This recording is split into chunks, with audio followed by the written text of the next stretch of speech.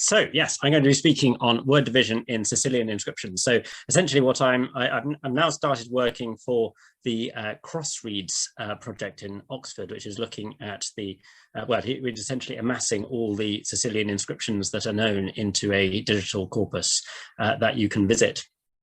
And it's work in progress. And essentially I am coming in to do some sort of linguistic-y things on that. And the first linguistic-y thing I've done is to take some of the things I've been working on in Cruise and apply them to what we get in Sicily. So, and that is what I'm going to be speaking on right now. So firstly, the sort of question at issue is when you write an inscription of any kind or any kind of document, do you separate words? And if you separate words, what do you think a word is? And it turns out that the answer to this question isn't as perhaps straightforward as might at first seem. So, for example, this is an inscription which we're going to look at a bit later, a transcription thereof, and we can see that, so on the bottom there, you've got what you would get, I suppose, in a sort of proper Greek text that you buy in a shop. And what you've got above is a transcription of what you actually get on the stone. And if you look, you see that there's word dividers in some pretty unexpected places. So, so we've got tumbon to start with, which is fine. And then you've got hora, and that is horas, and the S, or the sigma of the horas, is actually divided as though it belongs to the next word. In the second line, sort of along about halfway along, you've got ktanen, where the N has also been somehow mysteriously incorporated into the following word. So, and then it seems like at the end of that second line, they've just given up on the idea of word division entirely, and they just got ukosios as one thing. So, so what's going on? Well, that's what we're going to try and see. So we're going to survey some of the kinds of word division you get in Sicilian inscriptions, and see that there's some considerable variety in that, and suggest that despite the fact that later on scriptio continua becomes the norm in many contexts, it doesn't actually, the practice of dividing at the word level doesn't actually completely vanish, and you can see the same kinds of principles in the early medieval period. So, right, so we have Sicily, that's just in case you want to see Sicily. Now, why Sicily? Goethe is supposed to have said Sicily is the key to everything, which seems like a good motto for life. But why in our context are we interested in Sicily? Well, it's very centrally located in the Mediterranean. From the sort of Greco-Roman perspective, and we are going to be dealing actually entirely with Latin and Greek inscriptions today, the whole island is a border zone in the imperial period between Latin and Greek. Traditionally, the Roman Empire is sort of divided into a western half, which is Latin speaking, and eastern half, which is Greek speaking. So Sicily doesn't really sort of work like that. The whole island is bilingual or multilingual, which makes it quite interesting. And it also means, therefore, that it is a biscriptal island, in that you get Latin letters and Greek letters sort of mixed up all over the island from the imperial period, from the Roman period on, but particularly from the empire. And as I say, we're going to be looking particularly at what that means for word division. So just a quick overview of the corpus that I'm working with, which is the iSicily corpus.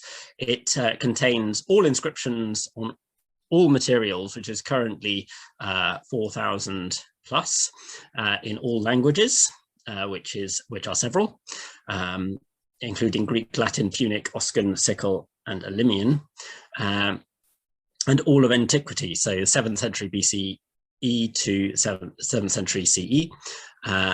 And it's freely available. So you can go and have a look at it at that link. So back to our question, what is a word? And we looked at this inscription in Greek. Now, we're perhaps most familiar with what we might call morphosyntactic word division, where, broadly speaking, every word that you separate, usually with spaces, corresponds to what you'd call a syntactically free form, which, broadly speaking, means that the words you separate are the things that essentially can freely occur next to other units in the sentence. So if we've got sentences like I have eaten an apple, I have got you, you can pretty much swap out all of the different bits of that are separated by spaces. So you could swap out an with the, I have eaten the apple, and you could swap out have with I am, and then change eaten to eating. So then I am eating an apple, etc., etc. But in the ancient world, that tends not to be the way you divide words, actually. What you tend to do is refer to the spoken word much more and essentially delimit items that are spoken with a single accent or as a sort of single prosodic unit, particularly sort of involving boundary phenomena. So if we take a sentence, I have got you, or, and we say that in a more natural way, I have got you, that can be divided into two prosodic words, I have and got you. And if we say that quickly and in a certain way, then you end up with something like I've gotcha. So that you see there how essentially the boundaries between those two elements actually to some extent determine how you can break that up and how you can combine the different elements. And there is some kind of boundary essentially between I have on the one hand and got you on the other. The other question is whether you bother dividing at all. And Latin and Greek are often associated with scriptio continua, that is writing without any spaces. And this is the impression that is often given is that writing with some kind of word division is a great thing, and basically our civilization is much better off for it. And so this is so Eleanor Dickey here has summarized the sort of prevailing view, which I don't think is necessarily her view, but word division is normally considered to be one of the clear advantages that our civilization has over those of the ancients. And we may come back to that. But we're focused mainly on ancient inscriptions that do divide words, and this, interestingly, basically the Greeks gave up on word division much earlier than the Romans did. The Romans essentially continued dividing words until the 2nd century AD. So the word divider is regularly found on all good inscriptions, in papyri, on wax tablets, and even in graffiti from the earliest Republican times through the Golden Age and well into the 2nd century. So here are some Sicilian inscriptions. We're going to be looking firstly at Sicily 31, which was found in Palermo, which is in the north of the island. It's an honorific inscription and it's from the 2nd century AD. Now, to judge from the corpus of Latin inscriptions, you might think that word division actually was pretty standard, as it were, from our perspective. And so you have, for example, in line 7, we have in and qua, separated with a nice word divider. Then in line 9, you also have in with a word divider before utriusque. And then in interestingly, in line 12, though, they do not print a word divider after the preposition add.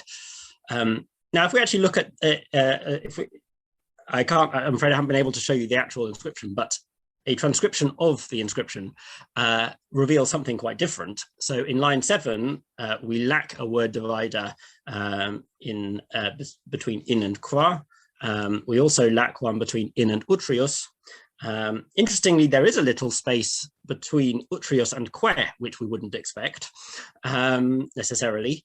And there is no word divider between ad and augendam that I can discern anyway.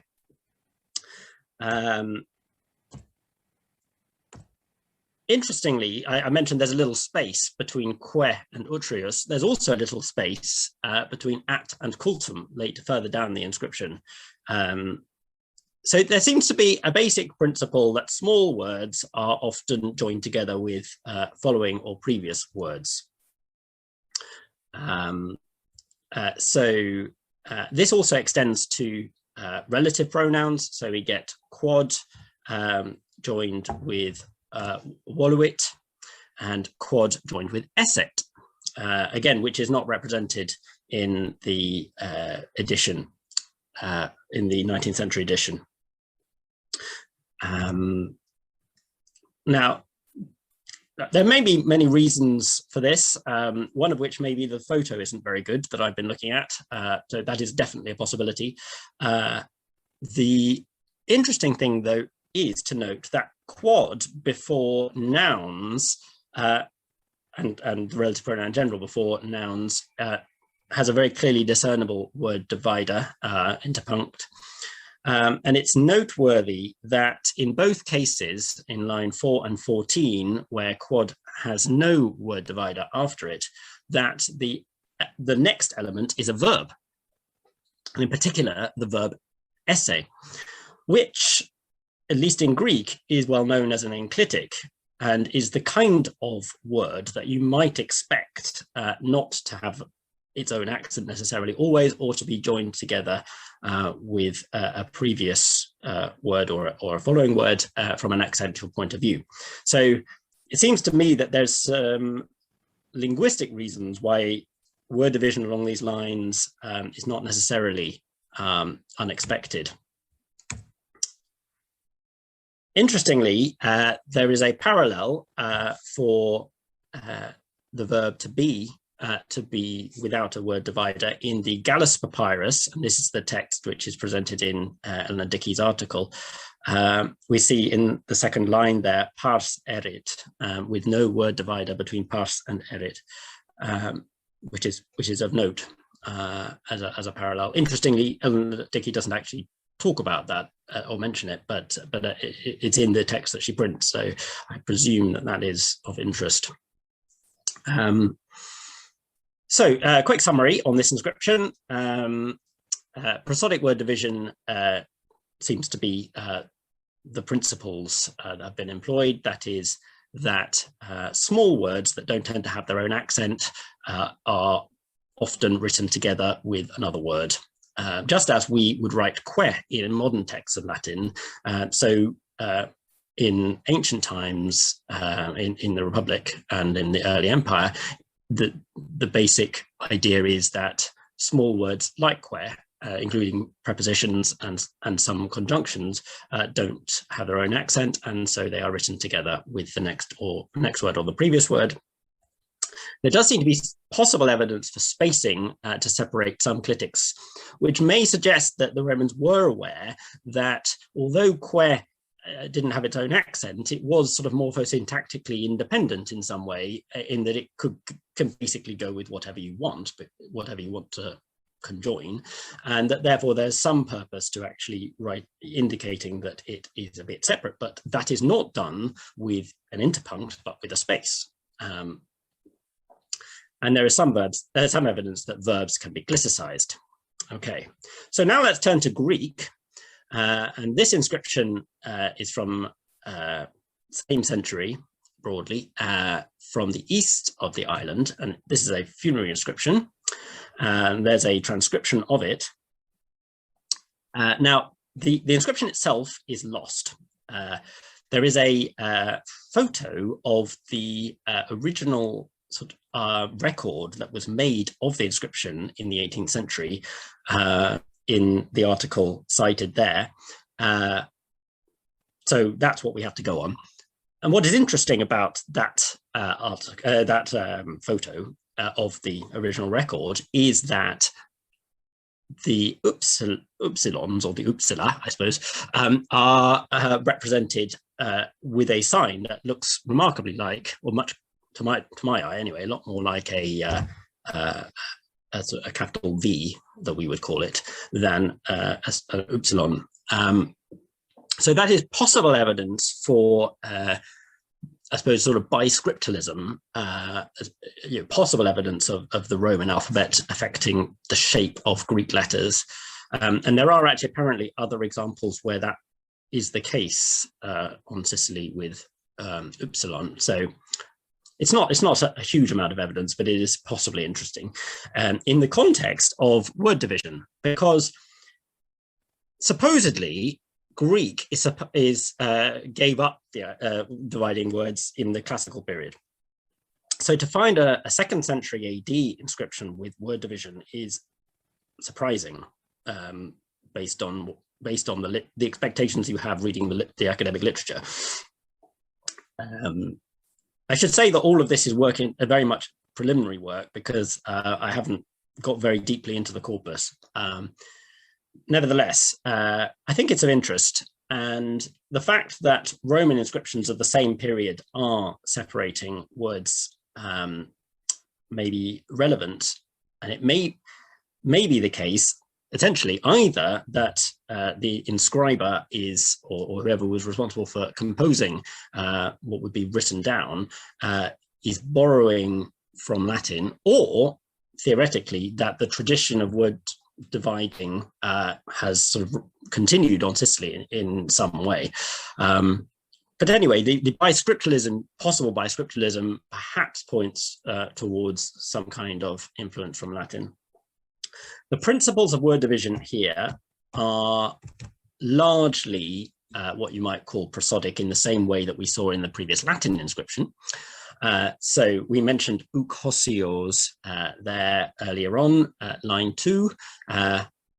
Uk is some kind of proclitic in Greek. It is regarded as such by the grammarians anyway. It is also the case that de was regarded in this way and treated as not an independent word grammatically in the archaic and classical period, when word division was the norm well, not the norm, but was used in Greek inscriptions. The article is also not written with a word divider, and you also have the word pass there, which has no word divider. So there's a common theme, which is that function words are not written with word division, which is the same kind of principle that we saw in the Latin inscription previously. Interestingly, de seems to be able to either combine with the previous word, like you would think with que or te or something like that, but it also seems to be able to cohere with the next word, which is what you get in line 8. So there, de is cohering with the personal name Rodogunen. This also is something that has some precedent in the classical period. Now, I noted that there's also some kind of crazy word division, and I don't have a very good answer, to be honest, for this, but at least for the first one, I think it may be significant that the syllabification, essentially what may be being represented is the syllabification, so that although sort of from a syntactic and morphological point of view, the sigma belongs with hora, you could imagine that you might actually, when you speak it, actually join the sigma with the pi and say something like hora sparo data or something like that.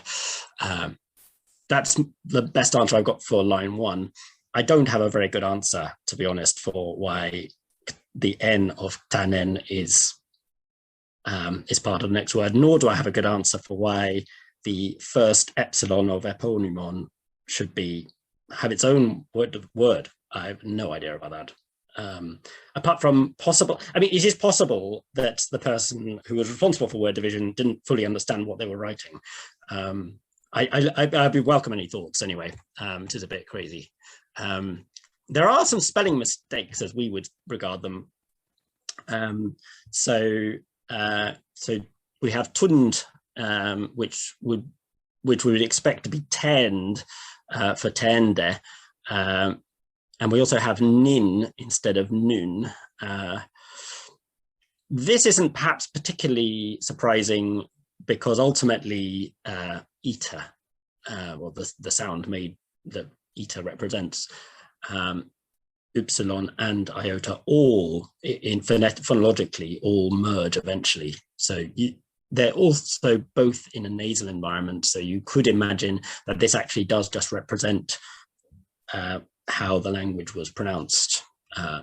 Rodosunen, therefore Rodogunen, I think is just a spelling mistake. And Rodogunen is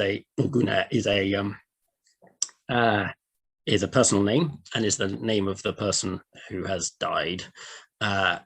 In the script of the inscription as it's represented in the original record, the sigma is actually essentially a gamma with a bottom stroke. So it's 3 sides of a square. And so you can imagine that actually just an extra stroke ended up on the gamma and you end up with a sigma. So that I think is just a spelling mistake. Interestingly, in line 3, you also get 2 nouns written as, or 2 nominals, I should say, written as one word, which also does have some precedent in the classical period, but doesn't, I don't fully understand that either, really, but that is something that happens. Yes. Interestingly, something you don't get in the classical period is chi and meh written independently with word dividers on each side. So that's a difference from the classical period.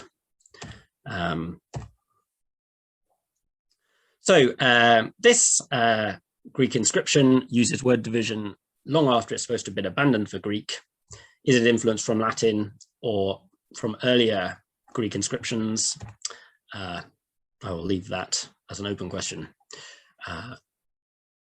Personally, I think the chances of it being somewhat affected by the Latin use of word dividers seems relatively high, just because it was regularly used at this period.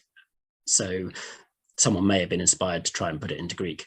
Whether it was also inspired by earlier Greek inscriptions, I suppose we need to find more inscriptions in Sicily with word division from an earlier period.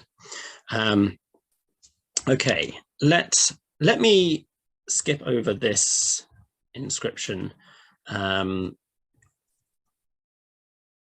Just to note that you also get an inscription with what looks like to be morphosyntactic word division along the lines that we are used to. So notice in lines 4 and 5 here that X, the preposition X and the preposition in both have word dividers after them. Now, the use of a word divider after X may not be entirely surprising because the following word is an abbreviation, and therefore the writer or composer may have felt that it was important to demonstrate that there was actually a word divider there, and not because if you just have the sequence EXD, you might think that was an abbreviation for something, but it isn't. So that's probably what's going on there. In line 5, you have in and agro spelt with a word divider. So that, I mean, the fact of the matter is that is lexical or morphosyntactic word division. Whether it's deliberate as that, I'm not sure, but and it may be inspired by the fact that there's a lot of abbreviation in this inscription. So that is possibly of interest. And to sort of show how weird and wonderful word division can be, here is another inscription, a funerary inscription from the 2nd to 3rd century AD, which seems to put a word divider between each syllable, which is remarkable. So you see there that pretty much every syllable has a word divider after it. The exceptions I can see are line 4, where eter has, which is 2 syllables, presumably, has a single, just has no word divider between the epsilon and the ter. And then mephobie at the end doesn't have a syllabic word division. I think there was another one. Oh yeah, biu in line 2. But you could imagine that possibly the iota there is some kind of glide, so that may not be an exception. This is I do actually have a photo of this one, so there it is. It's not very clear, but I think you can see that the word dividers are there between each syllable. So quickly, do we see the end of word level punctuation in the 2nd and 3rd centuries? So the prevailing view seems to be that the Romans gave up the practice, but in either at the beginning of the 2nd century or during the 2nd century AD. And certainly word level punctuation becomes progressively less frequent after that point, but did it really die out? So for that, we're going to look at a completely unrelated document, which is the Codex Amiatinus, which was composed in the north of England, or Northumbria at that point, in around 700. It was gifted to the Pope in 716, and you can look at the manuscript at that first link, and then there's also more information on the Wikipedia page. Now, what is interesting is that we see pretty much exactly the same principles that we saw in the first inscription we looked at. So we have, this is the first chapter of Genesis. The manuscript as a whole is the first, the earliest extant witness to the whole of the Vulgate translation of the Bible. So this is Genesis chapter 1. So we have et vacua as one word there, et tenebrae, line 4. We have et divisit and ac tenebras in line 9, and we have et dividat and ab aquis, as in ab and aquis, all written as one word. And then we have et vidit Deus lucem, and then we have quod esset bona, bona, sorry, which also parallels what we saw in the first inscription with quod and a form of the verb esse, and we also get bona in for good measure. So that suggests that some of these principles may have continued for some time, and it has been suggested that essentially in the medieval period, word division comes back first in the British Isles, and the suggestion is that it never stopped in the British Isles and just continued. And so it is possible actually that word division as a whole doesn't disappear, but just stays underground, as it were, in the British Isles and then comes back. Although noticeably the principles are of the prosodic kind rather than the morphosyntactic kind. So we've seen that we've got a wide range of practices: prosodic word division, prosodic phrase division, which I skipped over, and then morphosyntactic division possibly, and syllabic word division. So although there are maybe trends in the path of change in the Greek and Latin writing systems on the individual scale, there are a lot of possibilities. Word level punctuation is attested in Sicily in the period when it's supposed to be abandoned for Latin and long after it's supposed to have been abandoned for Greek. Word division along prosodic lines is attested as late as 700, suggesting it may never have been lost. So thank you very much.